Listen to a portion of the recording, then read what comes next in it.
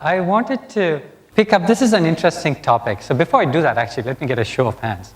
How many people here are either entrepreneurs or are in entrepreneurial organizations? Just put your hands up. That's pretty much everybody. So pretty much everybody. So how many people here are building a product for a global market as opposed to an Indian market? So that is about half. So I would estimate 30 hands. 30 hands, the other one is probably 50 or 60. So about half of you. How many, one last question. How many people believe they need selling skills to be successful in what they do? Okay, more than 30. So I guess some of the other people came back. So good. In my view, if you look at how things have, how you had movement of jobs into India from other parts of the world, the last thing that has come in is selling. You know, as you know the history of this, right? The first thing, you know, you had outsourcing, people doing peripheral jobs like support and other things. Then you had actually services. You had product development, which we've seen with a lot of companies. You've had marketing. You heard the last session of how we can do a lot of marketing from India. The toughest thing in my view to do is selling. Largely because it's been assumed to be a face-to-face endeavor, that it's hard to do unless you're in front of the customer. And so I'm going to spend this session sharing with you some of the things we've learned, and some of the things we've learned in Zoho, and some of the things I've learned outside of Zoho. So we'll get to it, and hopefully I can give you some guidance in how you approach this for your own business. A lot of what I say will be relevant for companies that have been in business a little bit, because if you're an entrepreneur just getting started, you probably have more things to chew on and more things to make work before you get to this. But anybody who's been in business a little longer and maybe has got a product out there, has some customers, maybe has some global traction, this is going to be a little bit more relevant to you.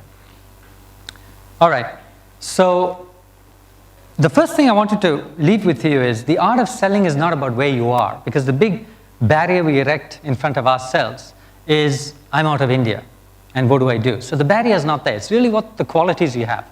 Do you really have what it takes, or are you building the skills? You don't have what it takes. Everybody builds skills. Nobody's born with it.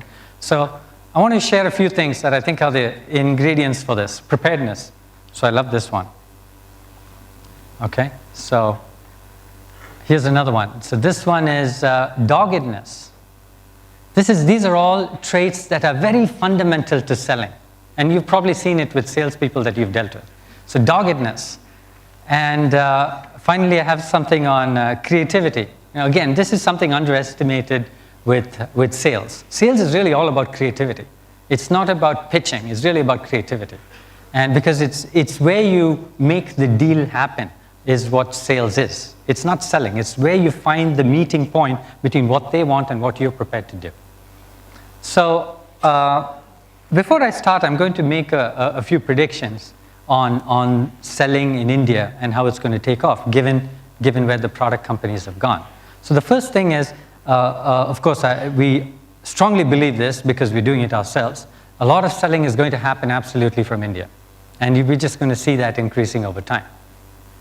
The other thing is, success rates will go up. And they will go up dramatically. We've seen them going up for ourselves. We've seen where we were 2 years ago and where we are now. And what really drives that is because we're going to innovate in processes. We're going to innovate in things which overcome the face-to-face interaction. The issue of not being face-to-face will be overcome because we'll find innovative ways to get around that. Deal sizes will go up, and we've seen that.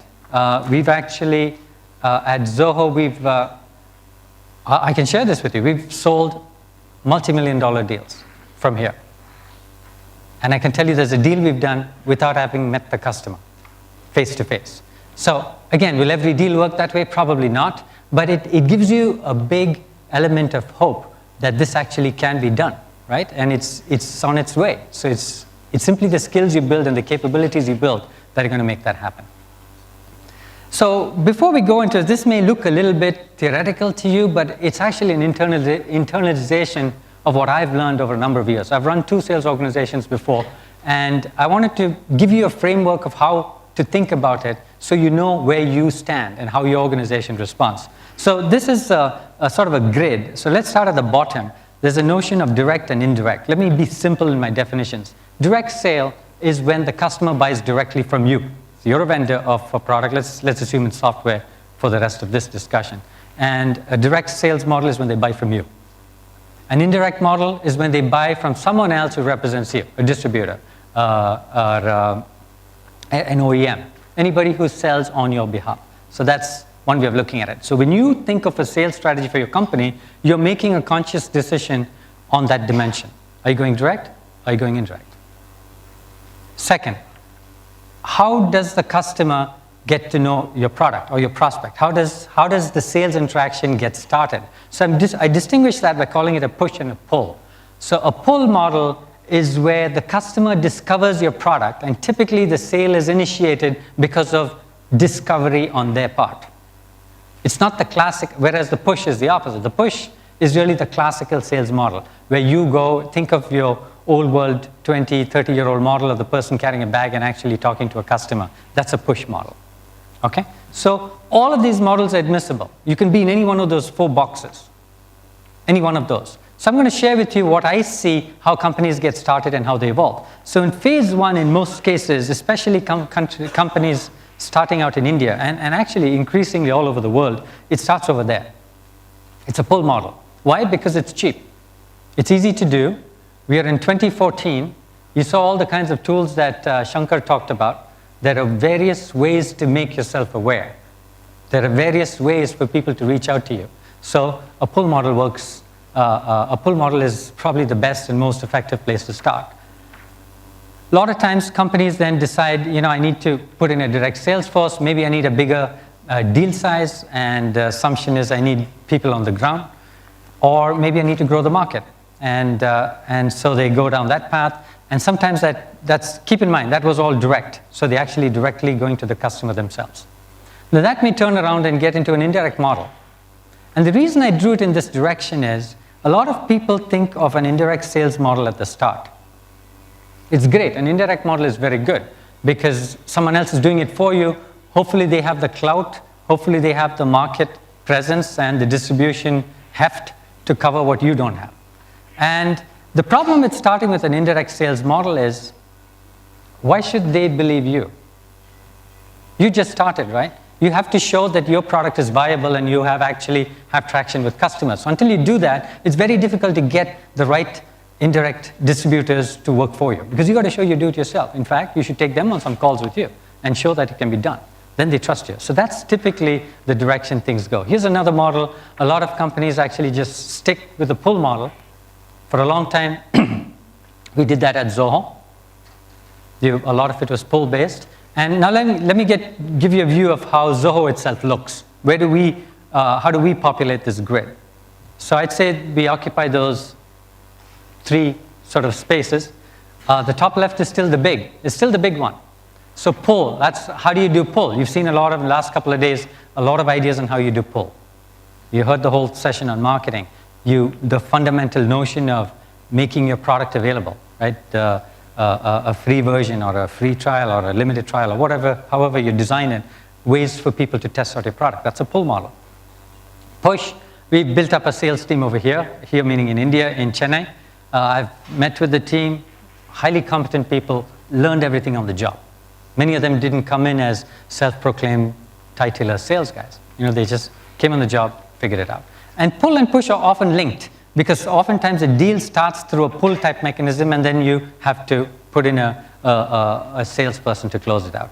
And the indirect sales model today also exists at Zoho. It's about 10 to 12% of our business, pretty big, but it's something that there's a lot of headroom left. But again, you have to prove out the left-hand side before the right-hand side will decide that they're going to invest in you.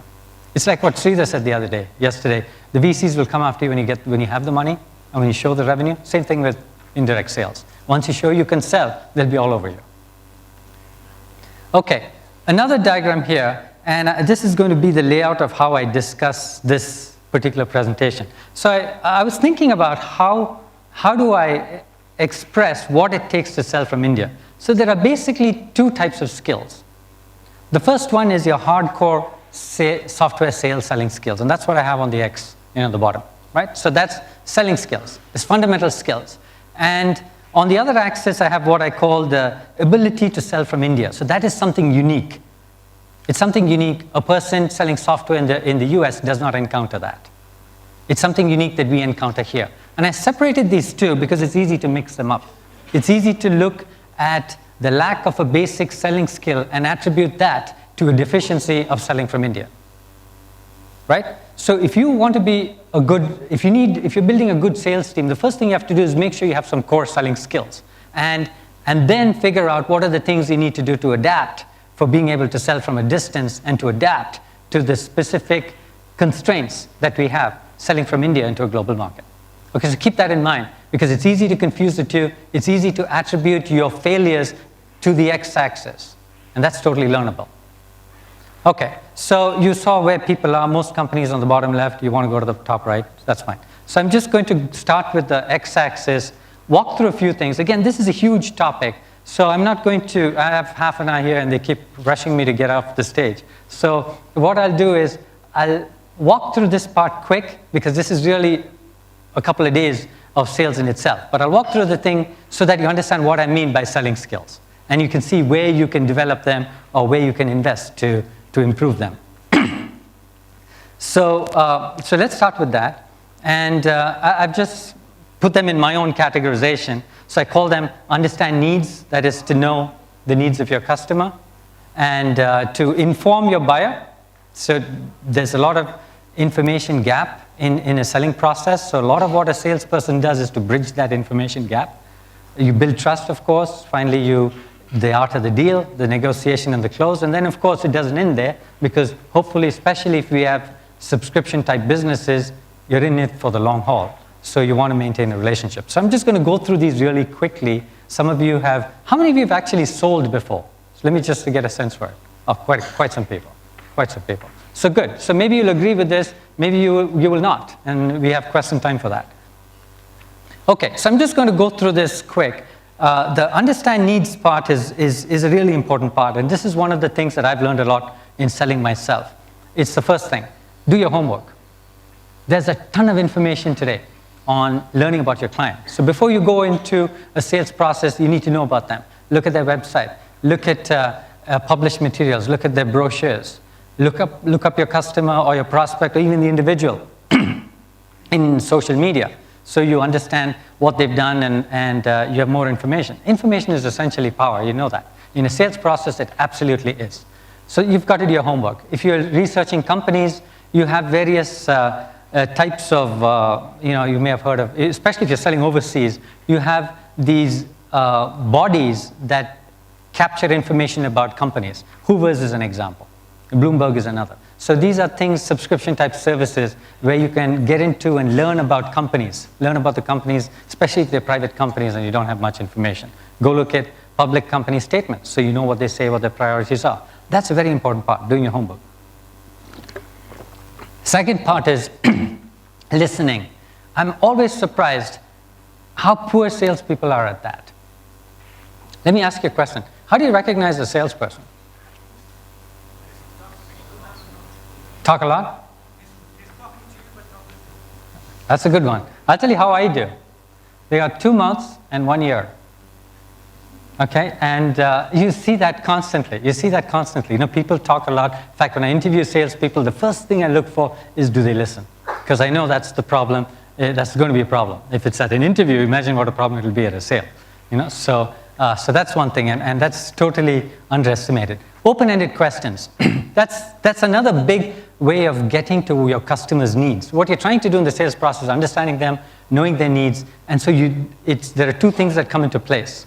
First, have all the information you have about the customer, the first point. Second, use that to ask open-ended questions to uncover needs, to uncover the issues. And that's fundamental. You can't do that by talking first. You can only do that by listening and shutting up. And that's the biggest lesson I've ever learned, is to keep quiet and listen. And you need to demonstrate you've listened, because people appreciate that, right? So sure, you've listened. How do you do that? You summarize back. You say, this is what I heard. Do you think that's right?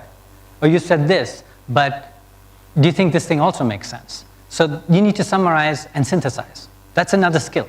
You have to keep bringing that up because then people know you're listening.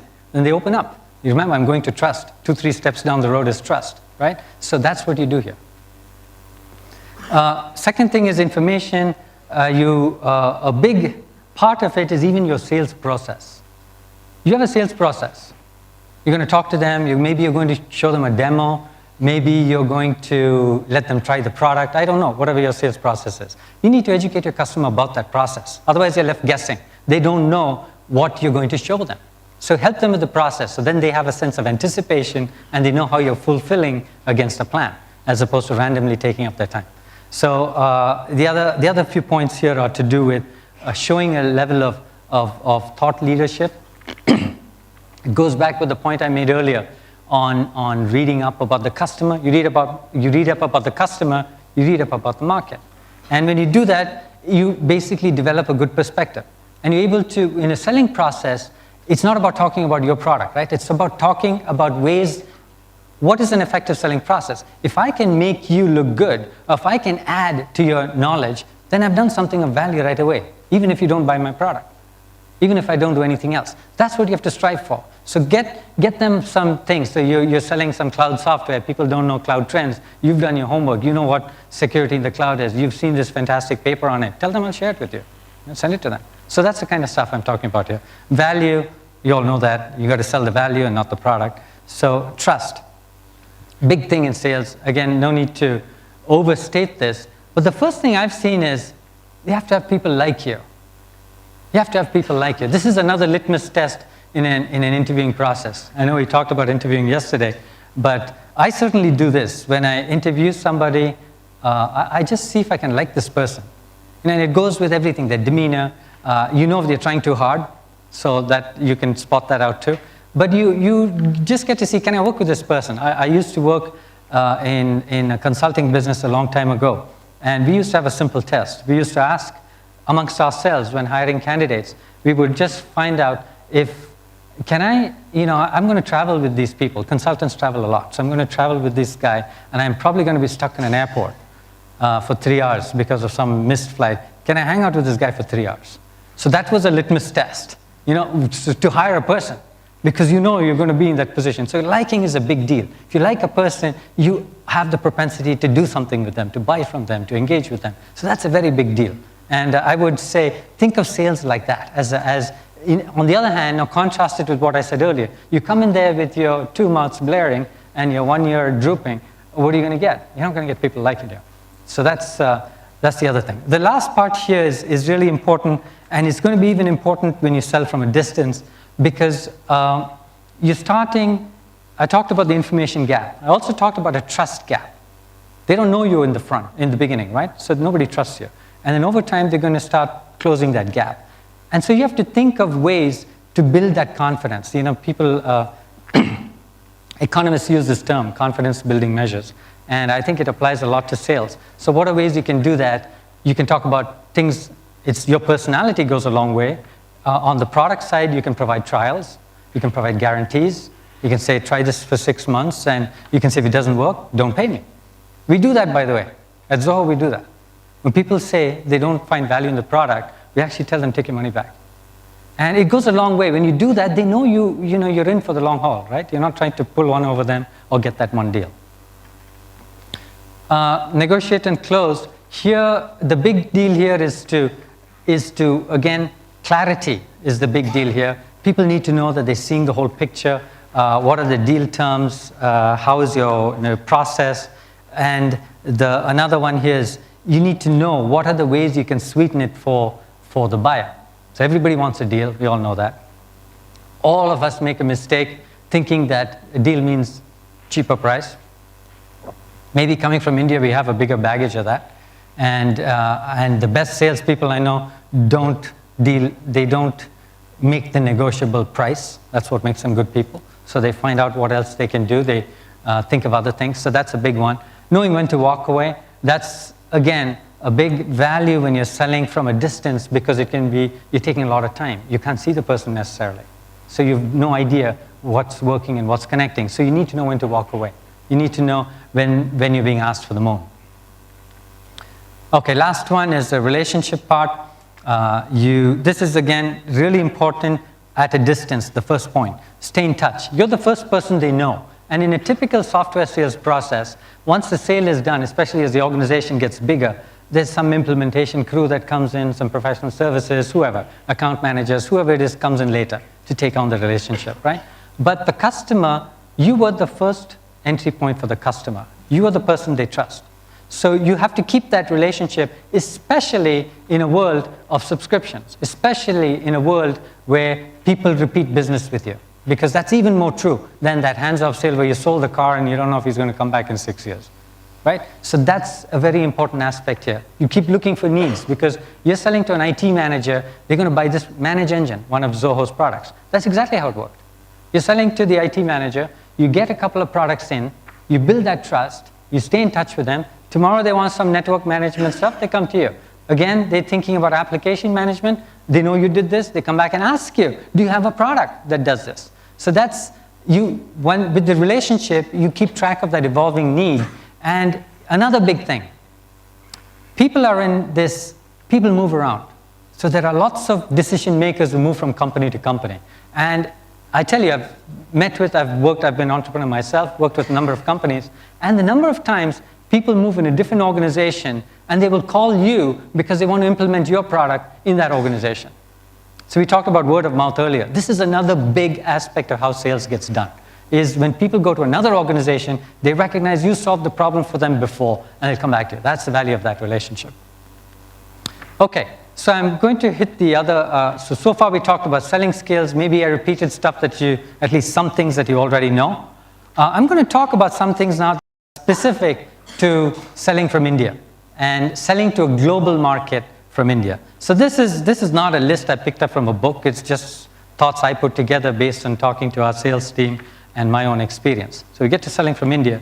And I'm going to start with these. I'm going to spend time. I came up with a list of 10 and I brought it down to 4 because we have limited time here. So I'm going to go top to bottom. The first thing is I think the most valuable thing here, building a self-selling product. We'll talk about what that means. Another big thing, assess things early. Because if you don't catch things early, it's going to be costly. You're selling from a distance, you don't know how exactly it's working, you might be asked to travel occasionally. If you don't assess critical things early, you're going to waste time on the deal. That is true in any sale. It is even more true when you're at a distance. Trust from a distance, we talked a lot about trust. That distance poses a higher barrier on trust. So you got to find creative ways to bridge that. And finally, there's going to be some standard India or developing country, if you want to replace that, kind of objections. So you need to anticipate that. You need to pull out your responses from your pocket. You need to actually not just be glib about it. You actually need to know how you're going to address those things. So I'm going to cover each of these 4, and then we'll wrap up. Self-selling product. Many of these things we've talked about. A second point is a very important one. Your product simply has to be absolutely stupidly easy to try. And if it isn't, you're not ready. If it isn't, you're not ready. So I said that twice because that is what your experience is going to be. If they can't try the product from a distance and not have to call you about anything, you're not ready, or your product isn't right. So that's free trials go a long way to do that, because when you set up a free trial, you see how people use the product, and then maybe you got something wrong, and it's not stupidly easy to use, and the stupidity is at your end, and so you go back and refine the product, and you get it ready to use. So the other thing is just start small. Get people to make smaller commitments, because people, again, still trying to get to know you, still worried about investing in somebody they haven't seen. So work out a smaller commitment, dwindle your product down, allow them to, if you modularize it, allow them to pick a module. Don't try and oversell. It'll go against you. Starting price is another one. Word of mouth. You heard Shankar talk about word of mouth. That's a big deal. It's again a pull-based mechanism. It allows people to talk to others about your product, buyers. It allows, in many ways to do this. You can do it sort of in social media type ways. You can do it in a bit more genuine ways where your customers actually refer you. One big thing I've always found is people hesitate in asking for referrals. Most companies hesitate in asking their customer to refer them. And that's the stupidest thing to do. Because I've been in positions on the other side where I would happily refer somebody because I like the product, or I actually feel they did something, they added value to my business, and I want to help them. So I'm happy to refer, and they didn't ask. So you'll find more times than not, if you actually serve a customer well, you should go and ask them. So don't wait for them, don't wait for some marketing clip or some little slogan to put on your site. Go ask them for the thing that you want. Tell me, can you refer my product? Assess early. I talked about this. Biases. How do you know the biases your buyer has? Again, if I sit across you in front of a table, even then I'm not sure I'll get them all. But no matter how good I am. When you're working from a distance, you're going to have a lot more trouble doing that. You're selling from here. So you have to assess that. What could be some of these biases? Some of them could be cultural. Has this person, and the first 2 points are related, has this person ever sourced anything from outside their country? That's one of the firsts for them. That's my second point, right? That's one of the firsts. If they've never done it, it's the first time they're doing it. So that's going to be a little uphill for you. So you know that. And you know that you keep that in the sales process. You understand that. Another bias might be, let's say you're selling a cloud product, and they've never done anything on the cloud. So they're biased. I had an experience with this at the Zoholics in the US about a month ago. There was this woman from a large Midwestern health company who was completely biased against anything to do with the cloud. Even though I know that her company's IT is actually moving the opposite direction. But she was completely biased about the cloud. And so you understand that early, you know how much headway you're possibly going to make, or what other things you need to do to get past that. So that's an example. Another bias is somebody on a technology stack. So this customer is a Microsoft stack, and then you don't, you can't talk like Caesar does. You got to pick out something different. So that's the other thing. Hidden objections. Here, people. Some of these again could be things that are not explicit, but it could be cultural. It could be objections to philosophical. Some people don't want to do stuff. They feel outsourcing is a bad thing. And you have to understand that. You have to figure that. You have to uncover that. So assess early is looking for all these biases, looking for all the, again, it's about knowledge. I talked about knowing your buyer. Here you're knowing real time. You're not knowing about their business. You're knowing about their personal behavior, their personal traits. Because the quicker you assess that, the quicker you'll know when to cut, or you'll know where to add value, or where to work on your sales strategy. Language. Language is an issue. Sometimes it is. We find that increasingly less an issue, and not because our language necessarily is getting better. Maybe that is true as you work more across borders, but largely because the other factors cover for it. As soon as you start building trust, as soon as they see the product, as soon as they see other customers use it, then this starts to go away into the background. But it is an issue at times, and you need to assess that early. Trust from a distance. Here, I'm going to give you more practical ideas of what to do. So how do you do this? You have a negative even before you start. You're at a distance. Somebody else might be selling to that customer directly. So what do? Well, you got to surpass them in other ways. So the customer asks a question, and anytime the customer, I'll give you an example. Anytime you have an inquiry, let's say you have an email channel with them, or some other online channel with them, chat, whatever it is. So you're working with them, and they ask a question. You handle it fast. Set a standard. Set a standard like, I will get a response to you in 2 hours flat. That's an example. We do that, by the way. We have this exact model. You get an inquiry from there, you get a response in 2 hours flat. Most of the times, it could be simply a response. Sometimes it's a resolution. So it may be an issue that you can, even if you can't resolve it, you don't wait to resolve it. You get back to them in that 2-hour period so they know that you are thinking about their problem. That's what the customer needs to know. They don't need to know the solution. They need to know that you are actually spending your time on their problem. So that's the powerful signal it sends. So that's something a person on a direct sales team face-to-face may not be doing. And that could actually turn out to be your advantage, even though you're not in front of that customer. Honesty. I cannot overstate that as a trait you need to build up, especially if you're selling from a distance again. Honesty is not typically associated with salespeople, right? All the jokes about liars and exaggerators are usually about salespeople or your famous ethnicity that you like to put down. But it's salespeople figure a lot in this. So honesty is a big deal, and that is conveyed, even simple things, exaggerations. Exaggerating what your product does goes a long way. I always watch for this on the other side. I wait, in fact, to catch the other person on the one or two things that allows me to gauge how I can gauge them going forward, because I'm evaluating them too. So that goes a long way. Just sticking to what it is, not exaggerating what your product can do or what you can do, what your company can do, and you actually wind up building trust. The other part is, again, equally important, is showing that you trust the other person. So again, remember, this is all about two strangers meeting with a lot of information asymmetry. They're a buyer, they know only certain things about you. You're a seller, you know certain things about them. And you're building a sales process is simply a process that bridges trust and tries to remove some of that information asymmetry. So you have the same thing. You have to show them that you trust them. And then you start to build that relationship. Okay, so I listed some of these India objections simply because it's very relevant. So here's some of the questions you might hear. You're an Indian company. Are you going to be around tomorrow? So I'm not going to give you answers to these questions. That's a separate session. But I'll tell you some of the things that you'll get. So that's a typical thing you'll get. And you have to, remember I talked about creativity. Here's where it comes in. Here's exactly where it comes in.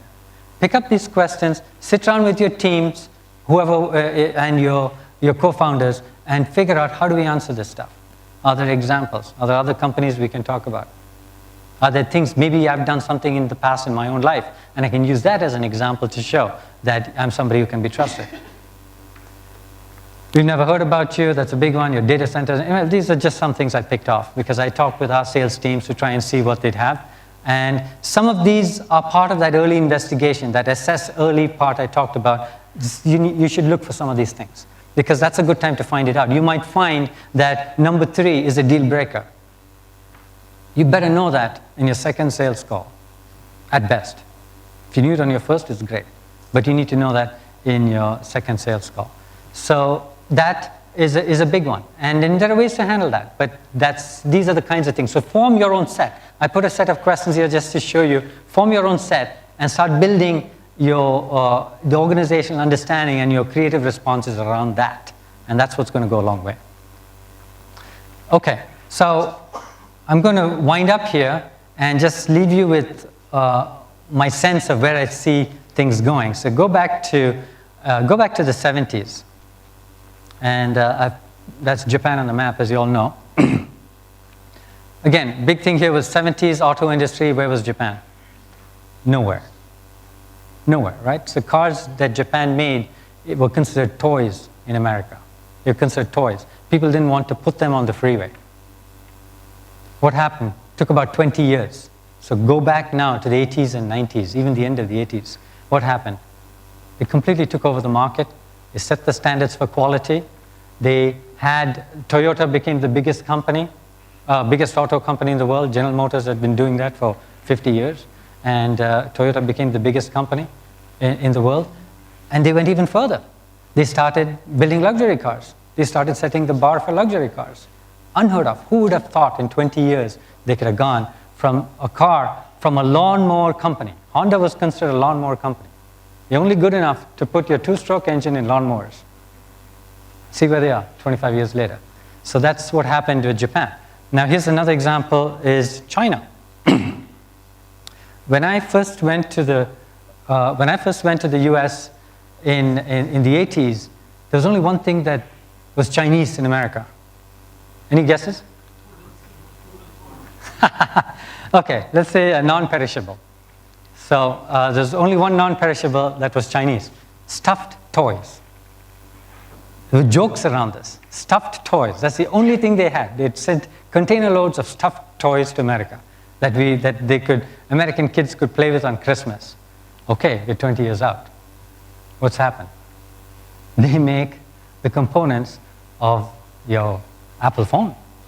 Everything in this phone. Everything in this phone is made in China. So that's where they went in 20 years, right? And so now let's see where we're going with this.